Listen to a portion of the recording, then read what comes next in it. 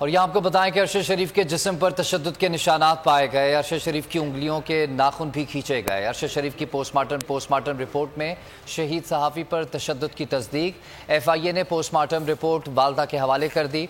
अरशद शरीफ की dead body की तस्वीर लीक क्यों हुई? पिम्स की 2 रुकनी कमेटी का इजलास कल तलब कर लिया गया। कीनियन पुलिस बोल न्यूज़ के सीनियर एंकर पर्सन अरशद शरीफ के कत्ल की तहकीकात में रुकावट बन गई। पुलिस का पाकिस्तानी तहकीकाती टीम से अदम ताउन, गोली चलाने वाला शूटर ही गायब कर दिया। बोल न्यूज़ शहीद के अहले खाना की आवाज़ बन गया। मामला हर फोरम पर उठाता रहेगा।